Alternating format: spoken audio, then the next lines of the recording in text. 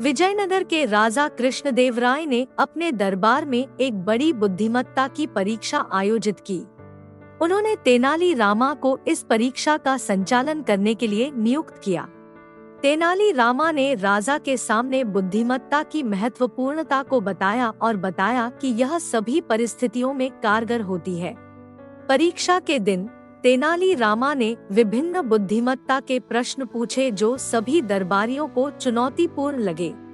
तेनाली रामा ने सभी को यह सिखाया कि बुद्धिमत्ता का मतलब सिर्फ विद्या की अधिगमन नहीं होता, बल्कि यह भी है कि कैसे हम अपने जीवन की चुनौतियों का सामना करते हैं। राजा ने तेनाली रामा की बुद्धिमत्ता की सराहना की और उन्हें दरबार के मुख्य सलाहकार के रूप में चुना। इस कहानी से हमें यह सीखने को मिलता है कि बुद्धिमत्ता हमें जीवन में सफलता प्राप्त करने में मदद करती है। तेनाली रामा ने यह दिखाया कि बुद्धिमत्ता का सामर्थ्य हर क्षेत्र में हमें सफल बना सकता है। कहानी है एक छोटे से गांव की, जहां रहता था एक छोटा सा लड़का जिसका नाम था अर्जुन। अर्जुन अपने जिज्ञासु स्वभाव और अन्वेषण के प्रेम के लिए जाना जाता था। एक दिन जब वह जंगल में खेल रहा था, उसने झाड़ियों के नीचे छिपी एक रहस्यमयी पुरानी लालटेन देखी। उसके इस मिलाप से उत्साहित होकर उसने निर्णय लिया कि वह इसे घर ले जाएगा। शाम होने के करीब अर्जुन ने लालटेन को साफ करने का निर्णय लिया। उसके अच्छे योजना के साथ जब वह लालटेन की धूप मिटाता है, वहां एक जादुई जिन्न प्रकट होता है। उसने अर्जुन के सामने आने के लिए आभारी होते हुए अर्जुन को 3 इच्छाएं पूर्ण करने की प्रस्तावना की। अर्जुन ने अपने भाग्य पर हंसी में भरकर विचार किया और फिर अपनी पहली इच्छा कही, मैं अज्ञान और ज्ञान की कमी से मुक्त होना चाहता हूँ। जिन्न ने सिर हिलाया और तत्काल अर्जुन ने महसूस किया कि ज्ञान और समझ की बाढ़ रूप में उसमें प्रवेश हो रहा है। उसका मानसिक स्तर बढ़ा और उसने अब तक के सभी बुद्धिमान निर्णयों को स्वीकार किया। अब जादुई लालटेन के साथ नए अवसरों और उपहारों के साथ अर्जुन ने अपनी बड़ी यात्रा शुरू की। वह अब अपने गांव के लोगों की मदद करने, ज्ञान को बढ़ावा देने और उन्हें सिखाने का कार्य करता था। इस प्रकार जादुई लालटेन ने अर्जुन की जीवन को पूरी तरह से बदल दिया और उसे एक नया दृष्टिकोण प्रदान किया। और उसने समझा कि ज्ञान, समझ और सही दिशा में उच्च उड़ान भरने के लिए आवश्यक हैं। एक प्यारे से गांव में, जिसे हरियाली भरे पहाड़ों और शानदार प्राकृतिक सौंदर्य से घिरा हुआ था, वहां एक युवा कलाकार थी जिसका नाम था माया। माया को पेंटिंग के लिए अद्वितीय प्रतिभा थी और उसकी कला को उसकी अद्वितीयता के लिए दूर दूर तक जाना जाता था। एक दिन एक बुजुर्ग आदमी जैसे कि कहीं से ही आ गए हों, माया के दरवाजे पर पहुँचे, एक रहस्यमय पेंट ब्रश को लेकर। बुजुर्ग ने समझाया, यह एक जादुई पेंट ब्रश है। जो कुछ भी आप इसके साथ पेंट करेंगे वह जीवित हो जाएगा। लेकिन सावधान रहें, क्योंकि प्रति स्ट्रोक पूर्ववत है और जादू का प्रभाव केवल अगले सूर्योदय तक रहता है। माया की आंखों में उत्साह बढ़ा जब उसने जादुई पेंट ब्रश स्वीकार किया।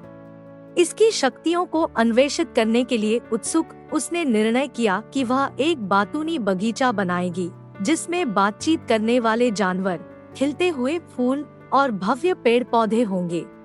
जैसे ही माया ने पेंटिंग करना शुरू किया, बगीचा जादू से सजाग हो गया। पंछी मेलोडियस धुनों में चहक रहे थे, तितलियां हवा में नृत्य कर रही थी और काल्पनिक फूलों की सुगंध आसपास फैली थी। माया खुशी से भरी हुई थी, जादू से जीवंत हुई दुनिया के सामने। तब जब सूर्य अस्त होने लगा, माया को जिम्मेदारी की भावना होने लगी।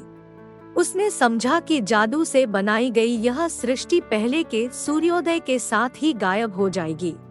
इस जादूगर रात का उत्सव निकलने का लाभ उठाने का निर्णय करने के लिए माया ने तय किया कि वह एक पहाड़ के शीर्ष पर एक शानदार किला चित्रित करेगी, जो उसके जादुई बगीचे को देखेगा।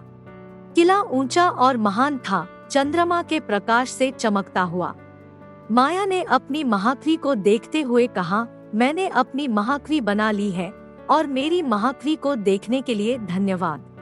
जैसे ही रात बढ़ती गई, माया ने जादू से भरे बगीचे में नृत्य किया और अपने जादुई किले के कोनों की खोज की। सवेरा के करीब आते ही माया अपनी सृष्टि के सामने खड़ी थी, जानती हुई कि वह जल्दी ही गायब हो जाएगी। बातचीत करने वाले जानवरों ने उसका विदाई लिया, खिलते हुए फूलों ने अपने पुटपुटिये बंद कर लिए और किला धीरे धीरे सुबह की किरणों में विलीन हो गया। जादुई पेंट ब्रश फिर से सामान्य रूप में लौटा। हालांकि जादू से बनी दुनिया गई, माया ने उस असाधारण रात की यादों को मूल्यवान माना। उसने जादू की क्षणिकता की समझ पर खो पाया और स्वीकार किया कि जीवन का वास्तविक जादू सृष्टि की खुशी में है। और जब कभी उसे अपने जादुई बगीचे और किले को फिर से यात्रा करना होता था, तो उसने बस अपनी आंखें बंद कर ली और अपने कल्पना को उड़ान भरने दिया। कहते हैं कि तेनालीरामा एक बहुत बुद्धिमान और चतुर व्यक्ति थे। उनकी बुद्धिमत्ता के कारण उन्हें राजा कृष्णदेव राय का महामंत्री बना दिया गया था। एक बार राजा ने एक खास चुनौती दी कि कोई भी ऐसी बात बताए जो सबको हंसी में डाल दे, लेकिन राजा को नहीं हंसने देना चाहिए। इस पर तेनालीरामा ने राजा से एक बड़ा सा खजाना मांगा और फिर इसे बंद कर दिया। तेनालीरामा ने राजा से कहा, महाराज, यह खजाना सबसे बड़ा है, लेकिन इसका तात्कालिक आपको पता नहीं चलेगा। इसे खोलने का तरीका बहुत ही खास है। आपको इसे खोलने के लिए मेरी मदद चाहिए और मैं खजाने का राज आपको बता सकता हूँ, परंतु इसका शर्त यह है कि जब भी आप मुझसे कुछ पूछेंगे, मैं सच का बजाय ताना मारूंगा। राजा ने इस शर्त को स्वीकार किया और तेनालीरामा ने खजाने का राज बताने का आरंभ किया। हर सवाल पर तेनालीरामा ने राजा को कुछ ताने मारे और सबको हंसी में डाल दिया। खजाने का राज आखिरकार खुला और राजा ने देखा कि वहां कुछ भी नहीं था। राजा ने तेनालीरामा से पूछा, तुमने मेरे सामने कुछ नहीं रखा, तुमने तो सिर्फ मेरी खासियतों का मजाक उड़ाया। तेनालीरामा हंसते हुए बोले, महाराज, सच तो यह है कि हंसी और खुशी भी एक बड़ा सा खजाना है जिसे हर कोई खोल सकता है, और आपने इस खजाने को पहचान लिया है। राजा ने भी हंसते हुए कहा, तुम सही हो, तुम्हारा यहाँ से आगे का सफर सही है, तुम्हें मेरे दरबार में रखना चाहिए। इस प्रकार तेनालीरामा ने अपनी चतुराई और हंसी के जादू से राजा को अपनी बात में बहकर खजाना हासिल कर लिया। बहुत समय पहले की बात है। एक गुमनाम राजा एक छोटे से राज्य में राज करता था। इस राजा का नाम था राजेंद्र। राजेंद्र एक बहुत ही सजग और बुद्धिमान राजा था, लेकिन उसने अपनी सजगी के कारण कभी अपना नाम नहीं बताया था। उसका मुख्य मंत्री भी नहीं जानता था कि राजा का नाम क्या है। राजा राजेंद्र की कहानी सुनकर लोग उसकी शान में बहुत सोचते रहते थे। किसी को भी राजा का नाम नहीं पता था, लेकिन सब उसके बुद्धिमानी और न्यायी न्यायपालन की बातें करते थे। एक दिन एक गांव में एक बड़ा संगठन हुआ। लोग अपनी समस्याओं को लेकर राजा के पास गए और न्याय के लिए उनसे मदद मांगी।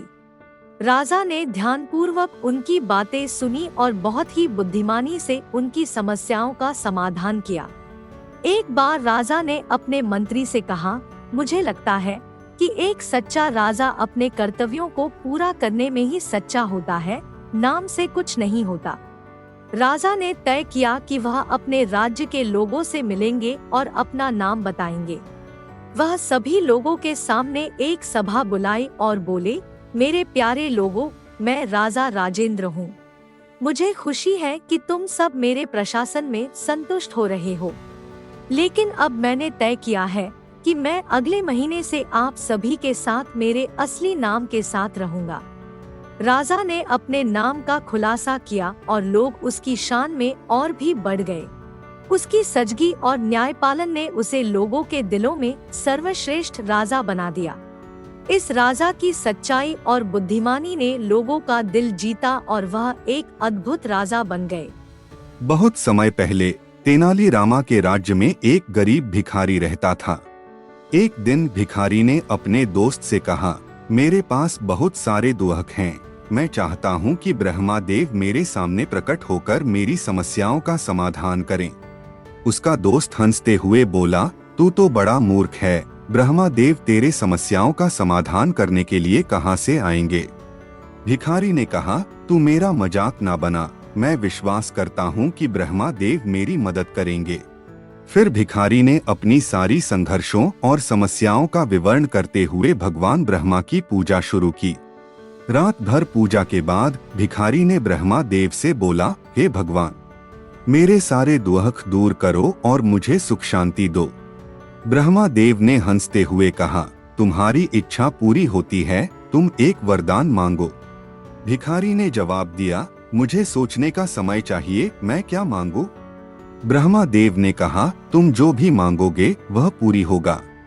भिखारी ने गधे की सोची और फिर बोला, मुझे ऐसा वरदान दो कि हर गधा समझदार बन जाए। ब्रह्मादेव ने हंसते हुए कहा, तुम्हारी इच्छा पूरी होती है। भिखारी ने अपने दोस्त से मिलकर कहा, अब से हर गधा समझदार होगा और इससे हमें और कोई समस्या नहीं होगी। इस कहानी से हमें यह सीखने को मिलता है कि बुद्धिमानी से ही समस्याओं का समाधान हो सकता है। तेनाली रामा की कहानियां हमें यह बताती हैं कि चतुराई और बुद्धिमानी से हर कठिनाई को पार किया जा सकता है। एक दिन तेनाली रामा को दरबार में एक विदेशी राजा दिखाई दिया। यह राजा अपनी आज्ञाकारी में बहुत ही अधिक था और अपने देशवासियों को सख्ती से नियमों का पालन करने के लिए कहता था।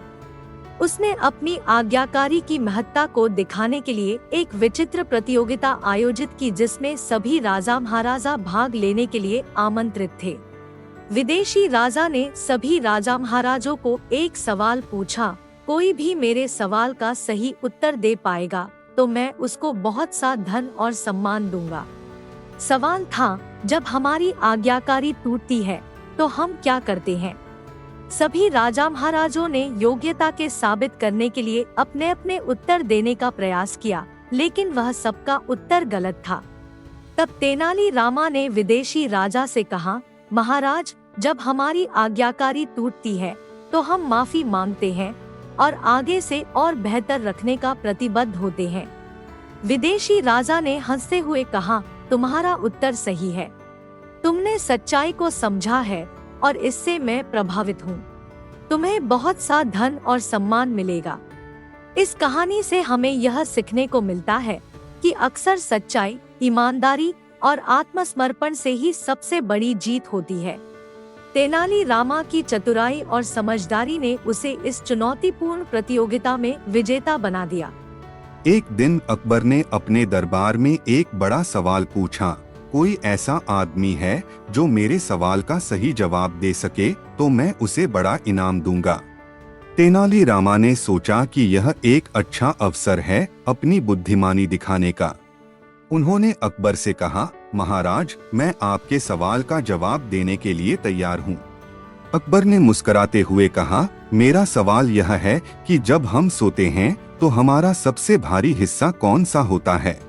तेनाली रामा ने तत्परता से उत्तर दिया, महाराज, सोते समय हमारा सबसे भारी हिस्सा हमारा सिर होता है, क्योंकि उस समय हमारी आत्मा हमारे शरीर से बाहर निकल जाती है और शरीर का सबसे भारी हिस्सा सिर होता है। अकबर ने उनकी बुद्धिमानी को देखकर कहा, तेनाली, तुमने सही उत्तर दिया है, तुम्हें बड़ा इनाम मिलेगा। तेनाली रामा ने हंसते हुए कहा, महाराज, मेरे लिए सबसे बड़ा इनाम यही है कि मैंने आपको मुस्कुराते हुए देखा है। इस कहानी से हमें यह सीखने को मिलता है कि बुद्धिमानी के साथ हंसी और समझदारी भी होनी चाहिए। तेनाली रामा ने अपनी बुद्धिमानी से ही नहीं बल्कि अपने मजेदार उत्तर के माध्यम से भी अकबर को हंसी में डाल दिया। तेनाली रामा और बिरबल दोनों ही अकबर के दरबार में महत्वपूर्ण स्थान रखते थे। एक दिन अकबर ने एक मुश्किल सवाल पूछा, तुम दोनों में से कौन है जो मुझसे अधिक बुद्धिमान है। तेनाली रामा और बिरबल ने एक दूसरे को तेजी से देखा, लेकिन किसी ने भी जवाब नहीं दिया। अकबर ने और तेजी से सवाल किया, तुम्हें यह सवाल पसंद नहीं आया। तेनाली रामा ने हंसते हुए कहा, महाराज, यह सवाल ही है जिसका जवाब हम देना नहीं चाहते। अकबर ने चौंककर पूछा, क्यों? तेनाली रामा ने कहा, महाराज, हम दोनों आपके लिए बहुत ही समर्पित हैं। और हम आपकी सेवा में कई कार्य करते हैं। हमें यह नहीं मालूम कि कौन अधिक बुद्धिमान है, क्योंकि हम आपके सामने अपने आप को बुद्धिमान बनाने में समर्थ नहीं महसूस करते हैं। अकबर ने इस उत्तर पर हंसते हुए कहा, तुम दोनों ही मेरे लिए बहुत महत्वपूर्ण हो और मैं तुम्हें अपने सबसे बुद्धिमान मित्र मानता हूँ। इस कहानी से हमें यह सीखने को मिलता है कि मित्रता और सामंजस्य से बड़ा और कोई भी दुर्भावना नहीं होती। तेनाली रामा और बिरबल ने एक दूसरे की महत्वपूर्णता को समझा और अपनी मित्रता में सामंजस्य बनाए रखा।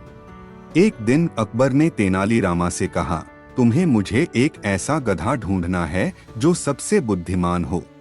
तेनाली रामा ने कहा, महाराज, मैं ऐसा गधा ढूंढ सकता हूँ, लेकिन उसकी खोज में थोड़ी सी समय लगेगा। अकबर ने कहा, तुम्हें 1 हफ्ते का समय है। तेनाली रामा ने अपनी टीम के सदस्यों के साथ गधा ढूंढने का कार्य शुरू किया।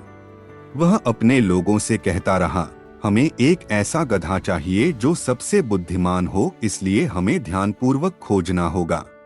1 हफ्ते बाद तेनाली रामा ने एक बहुत बुद्धिमान गधा ढूंढा।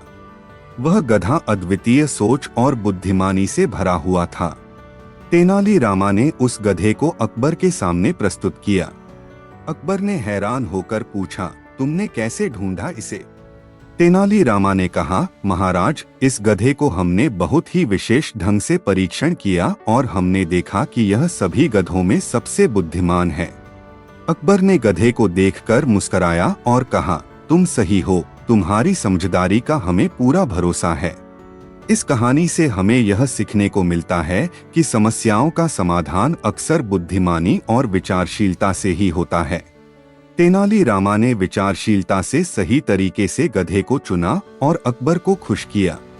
एक दिन अकबर ने अपने दरबार में एक खास आदमी को बुलवाया और कहा, तुम्हें मेरे लिए एक बहुत ही खास चंदन का गहना बनाना है।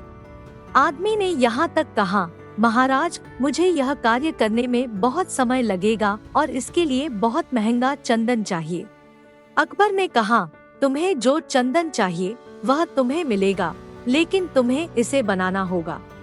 आदमी ने यह सुनकर आकर्षित होकर काम पर लग गया। उसने बहुत ही सुंदर और आकर्षक चंदन का गहना बनाया।